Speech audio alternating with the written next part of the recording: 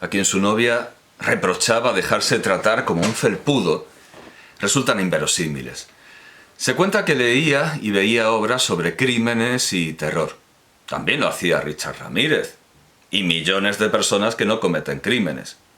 Ya desde el titular se quiere convertir a su novia en una especie de Lady Macbeth, no ya de Mtsensk, como la de Lieskov, sino de Bielinski, porque es donde ocurrieron los crímenes. Pero semejante razón es insuficiente y propia solo de una película como El Nido, de Jaime de Armiñán, de 1980, con esa Lady Macbeth infantil. Ni siquiera se acepta en Belleza Americana, de Sam Mendes, de 1991. No tiene sentido que nadie mate porque una mujer que en realidad es una niña se lo pida. Investigando mejor el caso de Alexander Bychkov, nos enteramos de que sufrió también un terrible golpe en la cabeza. Preferimos esta explicación a cualquier otra, pero también sabemos que los ciudadanos de La Haya, que hoy quiere servir de metro y patrón para la justicia universal, porque en ella está el Tribunal Internacional de Justicia y la Corte Penal Internacional, no necesitaron ningún golpe en la cabeza para asesinar, destripar y comerse a los hermanos Johann y Cornelis de Witt en 1672. Evidentemente todo el mundo se tiene autocompasión y no puede disimular proyectarla. Pero esto va más allá del número y Officer Krupke de West Side Story. Mi abuelo es comunista, mi abuela pasa mandanga, mi hermana tiene bigote, mi hermano se pone vestidos. Sin querer mover la compasión por un asesino solo porque es alto, guapo e hispano, aunque en lugar de Bernstein, la banda sonora de esta historia sea Highway to Hell, y porque accidentalmente leyó entre toneladas de literatura sadomasoquista a Mark Twain, no sabemos si en la edición crítica de la Universidad de California o en la manipulada por Albert Bigelow Paine, habrá que decir que para ese antiguo monaguillo, como en El Exorcista, tiene una limosna para un antiguo monaguillo, el satanismo era una salida razonable. Incluso podríamos decir que es un camino más lógico que el de Marcelo Van, cuya vida resume un artículo de Carmelo López Arias en Religión en Libertad, curiosamente copiado en Ecurred, la versión castrista de la Wikipedia, titulado el artículo de Religión en Libertad, no el artículo de Wikipedia, que es una entrada biográfica, es una entrada de diccionario. Titulado este artículo Marcelo Van, el joven a quien hablaba Santa Teresita del Niño Jesús para conducirle al cielo, y subtitulado Murió en un campo de concentración comunista, y se estudia su beatificación. Allí se cuenta esto. O sea, el joven a quien hablaba Santa Teresita del Niño Jesús para conducirle al cielo. Subtítulo, murió en un campo de concentración comunista. Esa parte no la copia Ecurred. Es muy extraño que Ecurred copie un artículo tan claramente anticomunista. Bueno, allí se cuenta esto, como digo. Una enfermedad dejó ciego a su hermano mayor, Liet, y a consecuencia... Y a consecuencia de la tragedia, el padre de familia empezó a beber y a apostar y a abandonarse en manos de la pereza. Por su conversión, ofreció el pequeño sus primeros sacrificios, al tiempo que sentía crecer en él su gran deseo, ser sacerdote.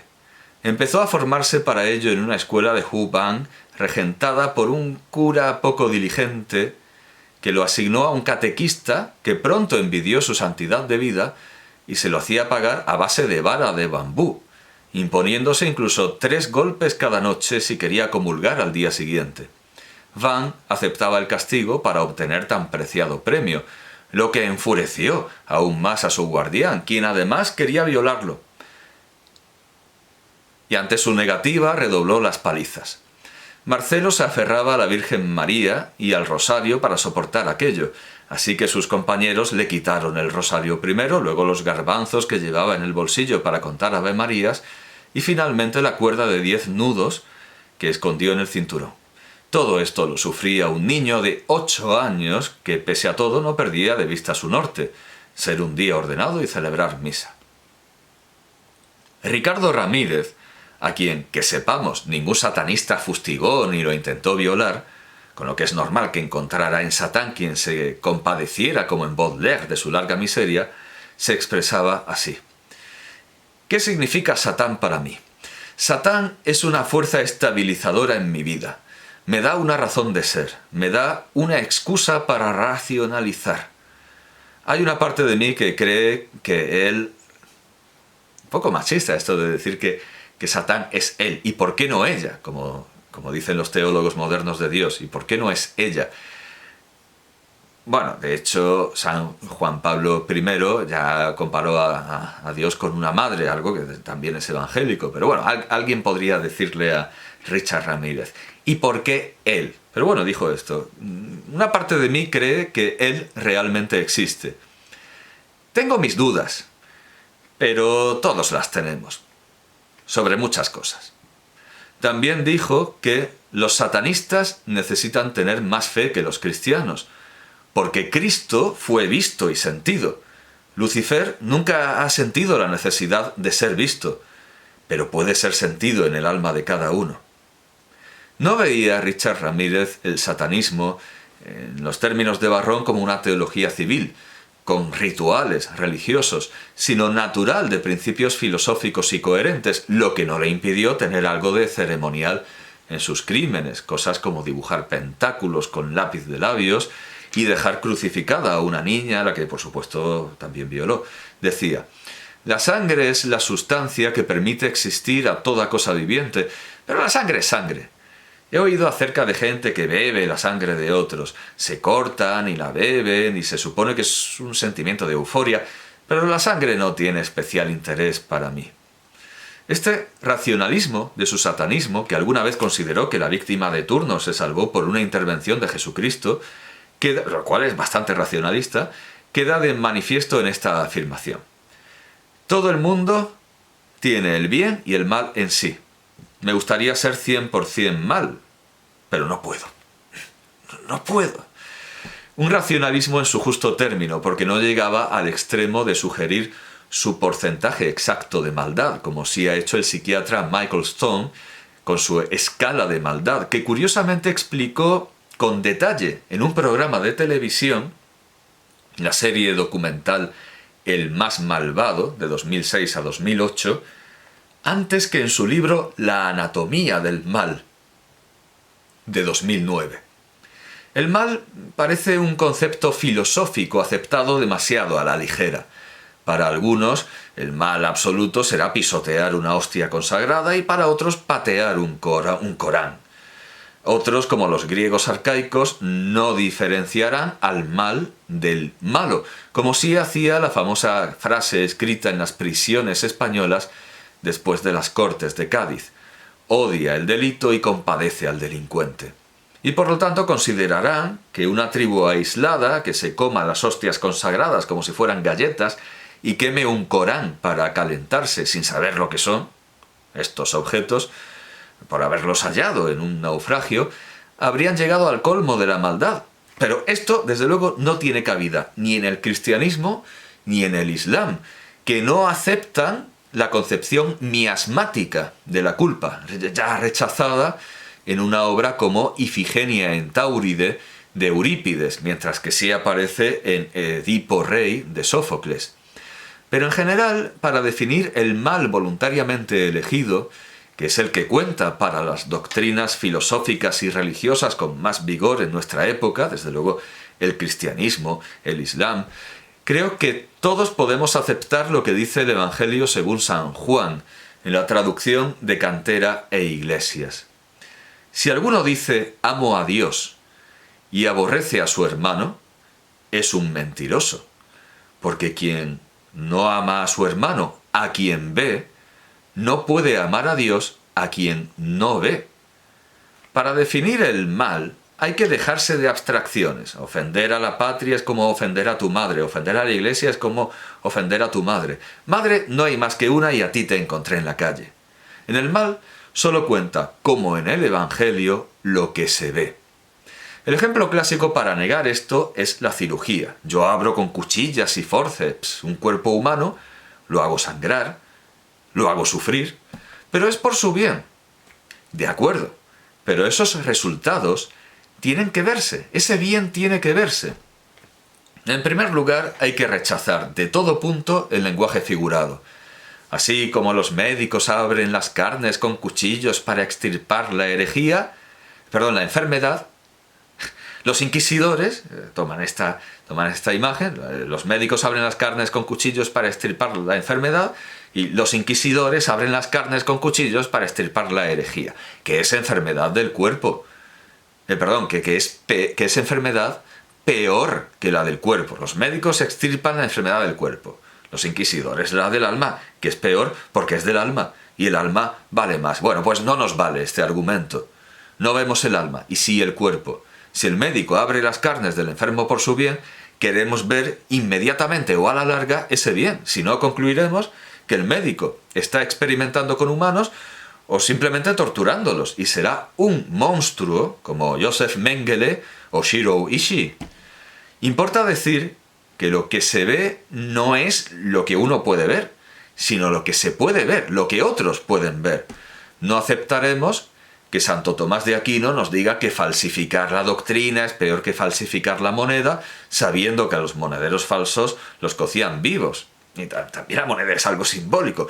Y tampoco aceptaremos que la Bhagavad Gita nos cuente que hacer la guerra contra nuestros familiares y reventarlos a todos es hacerles un favor, porque les estamos proporcionando la liberación, moksha. Porque no vemos nada de eso.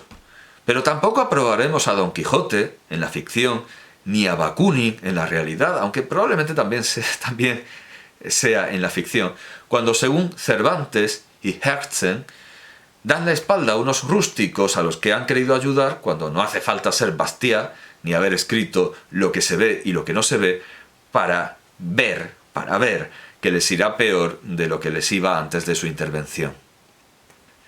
El racionalismo de Richard Ramírez, quizás superior al de muchos estudiosos y pensadores, no supone que fuera una de esas muchas demostraciones de que la religión, la filosofía o las doctrinas políticas no pueden hacer que los malos sean buenos, pero sí que los buenos sean malos.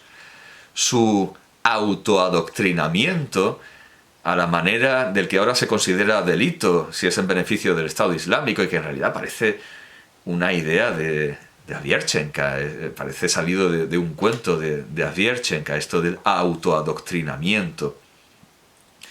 Bueno, pues se persigue y puede acarrear la expulsión de España. Difería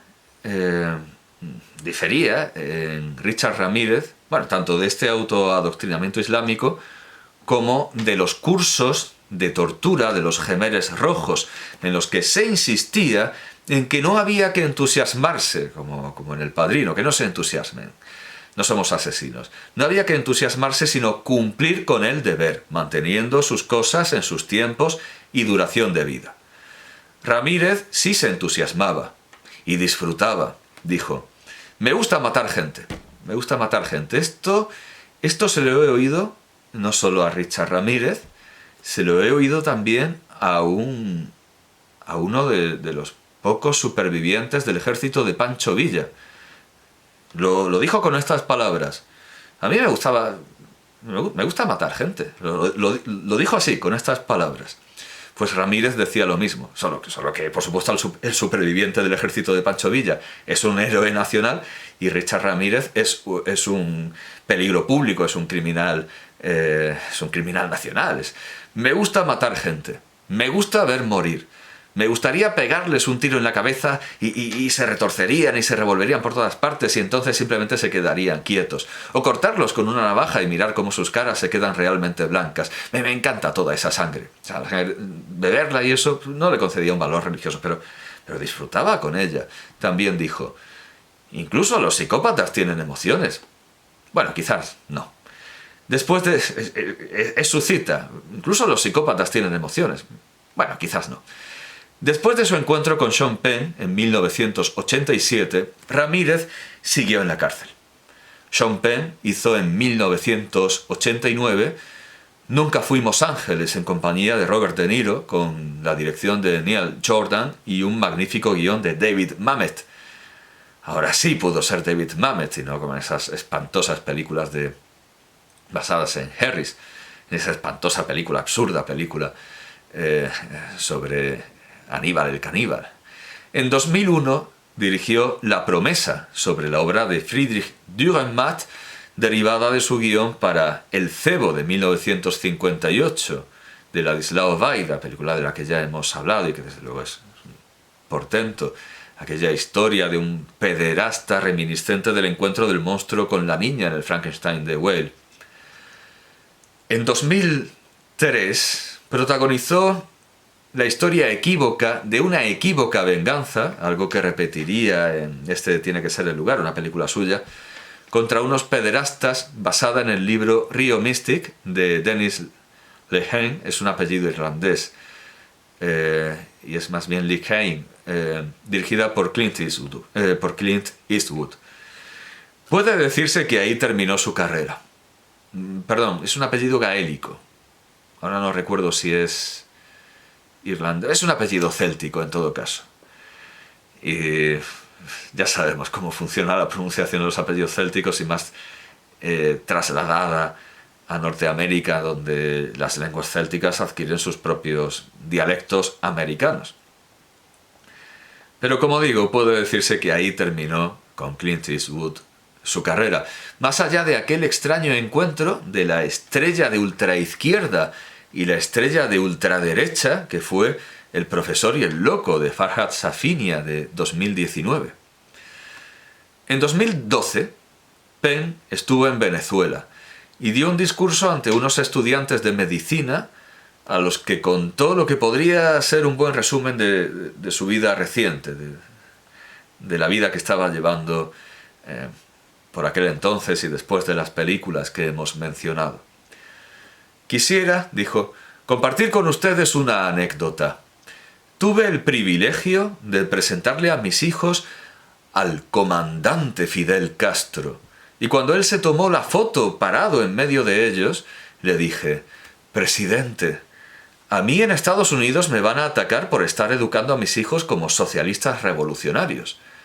Él me respondió, fíjate, pero esta es quizá la segunda mejor cosa que podrías hacer, porque lo mejor sería educarlos con la bata blanca de un médico. Sean Penn se hizo amigo de todos los dictadores comunistas hispanoamericanos.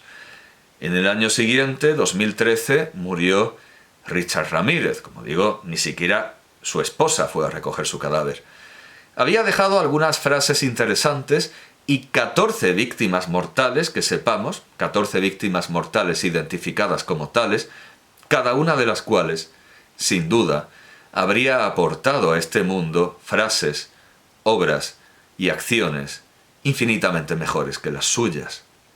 Dejó también una fama, sin duda inmerecida, porque 13 asesinatos no es ninguna cifra notable, aunque por supuesto lo es más que la que contaba en su haber Charles Manson, quien no mató absolutamente a nadie con sus propias manos. Si se hiciera una especie de Battle Royale de asesinos en serie americanos contemporáneos, seguramente Charles Manson, a no ser que se aprovechara de su labia y creara una secta dentro de ese mundo, de ese micromundo insular de asesinos, lo más probable es que Charles Manson fuera el primero en caer. Le diría, pero si tú ni siquiera eres asesino, si no has matado a nadie. El etarra José Luis Eciolaza Galán, alias Diente Puto, asesinó a 22 personas. El etarra José Ignacio de Juana Chaos a 25. Ambos, prófugos de la justicia española, fueron recibidos con los brazos abiertos en la República Bolivariana de Venezuela, cuyo chándal lleva Sean Penn. De Juana Chaos ya había cumplido su deuda con la sociedad, como se dice en las películas norteamericanas, y saldado los 3.129 años de prisión a los que fue condenado, permaneciendo 18 en la cárcel. Pero luego tuvo un proceso por enaltecimiento del terrorismo, no quería ir al juzgado y se escapó. Lo que demuestra que si en Estados Unidos la ley no puede dar ayuda pero sí castigo, en España no sabe dar ni ayuda ni castigo. Si bien es cierto que a Richard Ramírez le dieron 19 penas de muerte y tampoco las cumplió, no cumplió ni una. Se murió de un linfoma, dando la razón a Fidel Castro a propósito de la alta función que es llevar una bata blanca. Es evidente, a pesar de que Richard Ramírez no cumplió tampoco su pena, ninguna de sus penas de muerte, que el lugar para estas personas es la clausura, donde puedan ser examinados tranquilamente por médicos y psiquiatras como una curiosa atracción museística y recibir prédicas de sacerdotes, educadores, pedagogos, filósofos, reformadores. Los asesinos en serie tienen el papel de ayudar a evitar que sus crímenes se repitan, algo que se hará muy difícil si están en la calle.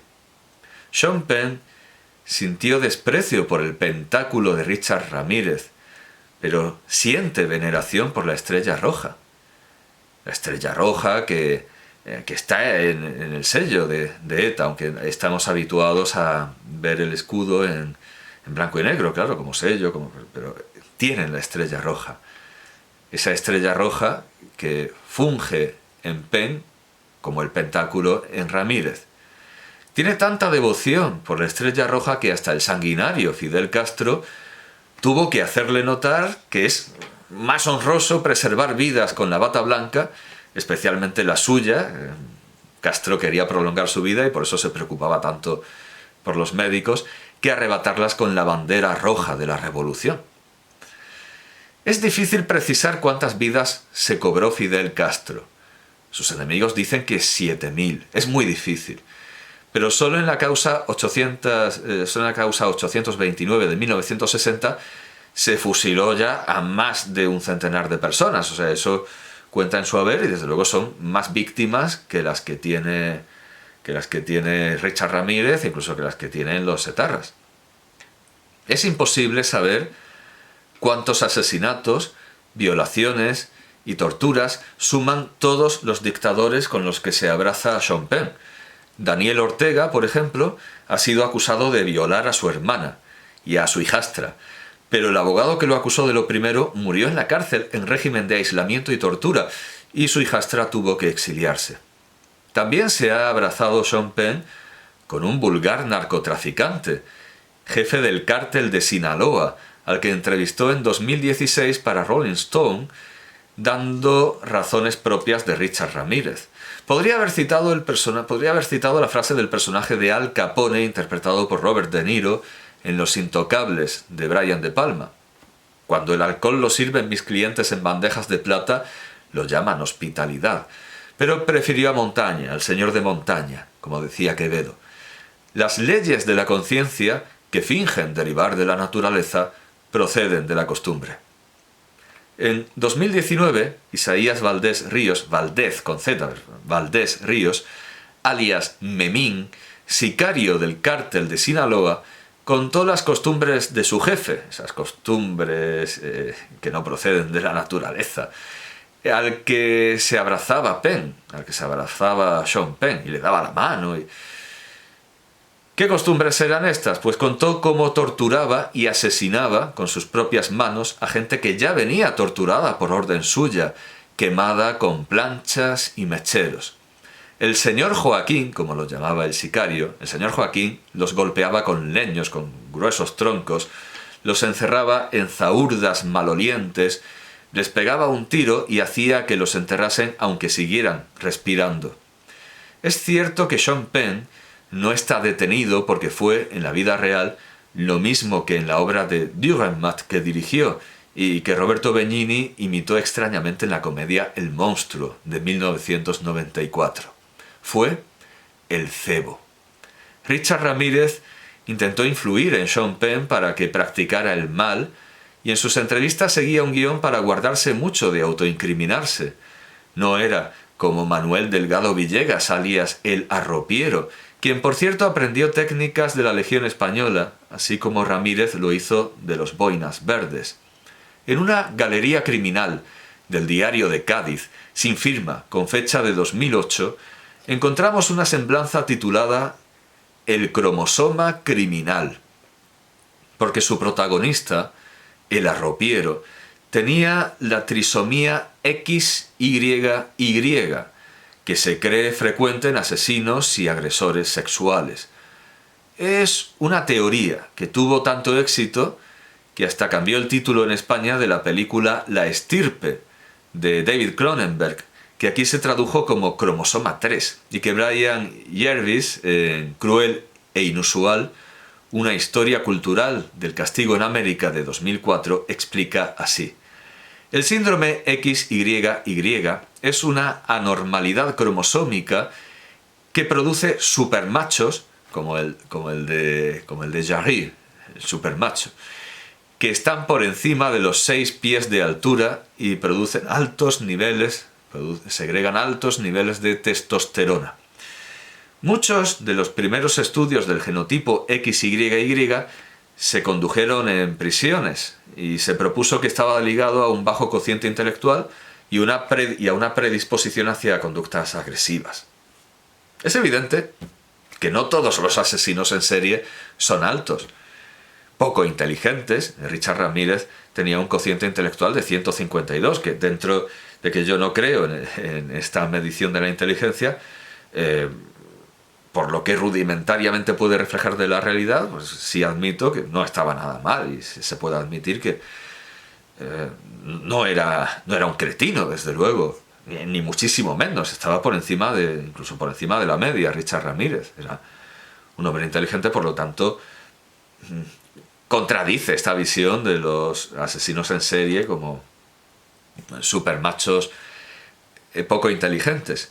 Pero es que, claro, no todos los asesinos en serie son varones, a pesar de la asociación de la masculinidad con la violencia que se hace en el libro de Richard Wrangham y Dale Peterson de 1997, Machos demoníacos, los monos y el origen de la violencia humana. Volviendo al diario de Cádiz, leemos allí sobre el arropiero que la policía pudo comprobar 8 de esos crímenes. Dio verosimilitud a otros 22. Pero aún así, el arropiero, qué gran criminal. Los mismos que un etarra medio.